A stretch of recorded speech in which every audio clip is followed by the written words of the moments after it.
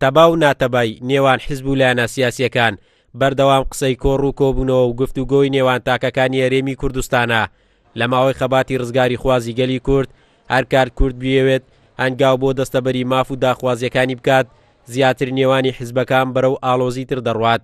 سەرباری یەکدەنجی و یەکەڵوێستی لەبارەی پرسی ڕیفراندۆم و سربەخۆیی کێشە و ناکۆچیەکانی نێوان لایەنە سیاسیەکانیش هەروە خۆی ماوەتەوە. کاتێک ئێمە دەتوانین یەکدەنگ و یەکگوتار بین بە تایبەت لە پرسە نەتەوەی و نیشتیمانیەکاندا ئەو کاتێکە هەر حیزبێک بەرژەوەندی باڵای نەتەوەی نیشتیمانی لەبەرچاو بگرێ بەرژەوەندی نەتەوەی بخاتە سەر بەرژەوەندی حیزبێکی خۆی. تا ئێستا لە کوردستان بەداخەوە ئەمە زۆر بەدەگمەن هەبووە ئەوەی کە بوویتە مایەی گرفت لە نێوان لایەنە سیاسیەکان و بۆەوەی نەتوانن لە ئاستێک لە هەر بابەتێکدا لە یەک ئاستی سیاسی و فکری بۆ چووندا یەک گوتار بن ئەو بەرژەوەندیە حیزبیە وای کردووە. هەر ئەوەشە وای کردووە کە کورد نەتوانی ببێتە خاوەنی کۆنگرەی نەتەوەی خۆی. لە 2 ساڵی ڕابردوو بۆ ئاساییکردنەوەی نێوان حیزبەکان لە ڕێگای سازان و دانوستان زۆرترین هەوڵی بۆ درا بەڵام نەتواندرا ئەوەی حیزبەکان دەیانوێت کۆیان بکاتەوە بەیەکیان بگەێنێت.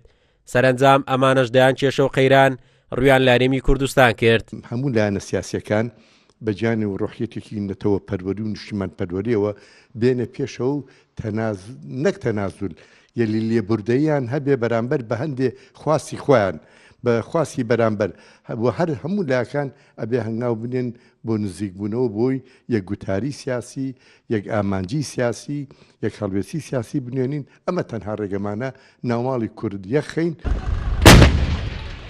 ڕێکخراوی تیرۆریستی داعش پاش هێرش و زیانەکانی لە عێراق و بەشێک لە خاچی هەرێم خەریکە بەرەو لە ناوچوون دەچێتن و ئەوەی لە ڕابردوو دەگوترا بۆ یەکەڵوێستی و یەخستنی نێوماڵی کورد و ئامادەکاری بۆ دوای داعش تا ئێستای چەنگاوێکی بۆ نەنراوە تا دەستکەوتەکانی ڕابردوو پارێزراو بن و کار بۆ دەستکەوتی زیاتر بکرێت. قارەمان جەوهەر، کورسات نیوز، هەولێر.